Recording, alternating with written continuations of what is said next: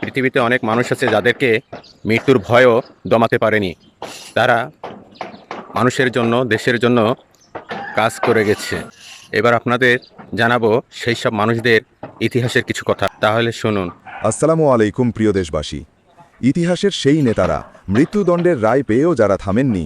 মানব সভ্যতার ইতিহাসে এমন বহু নেতা আছেন যাদের বিরুদ্ধে স্বৈরশাসক, ঔপনিবেশিক শক্তি কিংবা বিরোধী ক্ষমতা মৃত্যুদণ্ডের রায় ঘোষণা করেছিল, কিন্তু সেই রায় তাদের থামাতে পারেনি।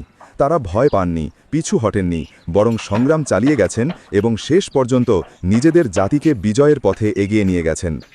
তুরস্কের মুস্তাফা কামাল আতাতুর্ককে ১৯২০ সালে অটোমান সামরিক আদালত অনুপস্থিতিতে মৃত্যুদণ্ড দেয়, অথচ তিনি স্বাধীনতা যুদ্ধের নেতৃত্ব দিয়ে আধুনিক তুরস্কের প্রতিষ্ঠাতা ও প্রথম রাষ্ট্রপতি হন। বিশ্ব ইতিহাসে ডেথ সেন্টেন্স টু নেশন বিল্ডারের দুর্লভ উদাহরণ। ভিয়েতনামের হো চি মিন ফরাসি ঔপনিবেশিক সরকারের দেওয়া মৃত্যুদণ্ড অগ্রাহ্য করে বিপ্লব চালিয়ে যান এবং স্বাধীন ভিয়েতনামের প্রতিষ্ঠাতা নেতায় পরিণত হন, আনকিলেবল রেভলিউশনের প্রতীক হয়ে। আয়ারল্যান্ডের ইমন দে ভ্যালোরা ১৯১৬ সালের ইস্টার রাইজিংয়ে অংশ নেওয়ার পর ফাঁসির আদেশ পান, কিন্তু সংগ্রাম চালিয়ে যেতে থাকেন এবং পরবর্তীতে হন আয়ারল্যান্ডের প্রধানমন্ত্রী ও প্রেসিডেন্ট, দেশের স্বাধীনতার স্থপতি। ইসরায়েলের মেনাচেম বেগিন ব্রিটিশদের মৃত্যুদণ্ডের রায় মাথায় নিয়েও লড়াই চালিয়ে যান, নেতৃত্ব দেন রাষ্ট্র প্রতিষ্ঠার আন্দোলনকে, পরে হন প্রধানমন্ত্রী এবং নোবেল শান্তি পুরস্কার লাভ করেন। উপমহাদেশে নেতাজি সুভাষচন্দ্র বসু বহুবার কারাবাস, কঠোর শাস্তি ও মৃত্যুদণ্ডের হুমকি পেয়েও থামেননি। তিনি আজাদ হিন্দ ফৌজ গঠন করেন এবং তার আন্দোলন ভারতের স্বাধীনতাকে আরও ত্বরান্বিত করে। ঢাকার মাওলানা বাকের খান ১৮৫৭ সালে ব্রিটিশ বিরোধী বিদ্রোহের নেতৃত্ব দিয়ে মৃত্যুদণ্ডে শহীদ হন, কিন্তু বাংলায় সশস্ত্র প্রতিরোধের প্রথম অগ্রদূত হয়ে ইতিহাসে অমর হয়ে থাকেন। এই ধারাবাহিকতায় সবচেয়ে শক্তিশালী নামগুলোর একটি হল বঙ্গবন্ধু শেখ মুজিবুর রহমান। ১৯৬৮ সালে পাকিস্তান সরকার তার বিরুদ্ধে আগরতলা ষড়যন্ত্র মামলা দায়ের করে, যার সম্ভাব্য পরিণতি ছিল সরাসরি মৃত্যুদণ্ড, কিন্তু বঙ্গবন্ধু মাথা নত করেননি। আদালতে দাঁড়িয়ে তিনি ঘোষণা দেন, আমি আমার জাতির মানুষের অধিকার নিয়েই কথা বলেছি।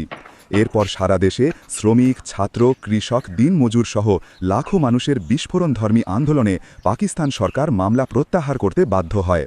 বঙ্গবন্ধু মুক্তি পান, জনসমুদ্রে ফিরে আসেন, ১৯৭০ সালের নির্বাচনে নিরঙ্কুশ বিজয় অর্জন করেন এবং ৭১ সালে পাকিস্তানের সামরিক সরকারের সাজানো আরেক মৃত্যুদণ্ডের মুখোমুখি হয়েও শেষ পর্যন্ত বাংলাদেশের স্বাধীনতার নেতৃত্ব দেন।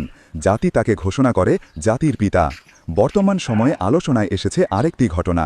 ১৭ নভেম্বর ২০২৫-এ আন্তর্জাতিক অপরাধ ট্রাইব্যুনাল ১ কর্তৃক শেখ হাসিনার বিরুদ্ধে মৃত্যুদণ্ডের রায় ঘোষণা হয়েছে, এমন দাবি বিভিন্ন মাধ্যমে ছড়িয়ে পড়েছে। সমর্থকদের মতে ইতিহাসের অন্যান্য নেতার মতো এই রায়ও কোনো শেষ বিন্দু নয়, বরং একটি নতুন অধ্যায়ের শুরু। তাদের বিশ্বাস তিনি আবার লড়াইয়ে ফিরবেন, জনগণের জন্য কাজ করে যাবেন এবং ইতিহাসে নিজের ভূমিকা নতুনভাবে প্রতিষ্ঠা করবেন। ইতিহাসের সারমর্ম হল, মৃত্যুদণ্ডের রায় বহু নেতাকে থামাতে পারেনি, বরং সেই রায় অনেককে আরও শক্ত করে দাঁড়াতে, আরও দৃঢ়ভাবে এগিয়ে যেতে উদ্বুদ্ধ করেছে। যখন কোনো নেতা মনে করেন জাতির অধিকার রক্ষা মৃত্যু ভয়ের চেয়েও বড়, তখন তাকে থামানোর ক্ষমতা কোনো আদালত, কোনো রাষ্ট্রযন্ত্রের হাতে থাকে না। জয় বাংলা, জয় বঙ্গবন্ধু। ভিডিওটা শেয়ার করে সবার মাঝে ছড়িয়ে দিন।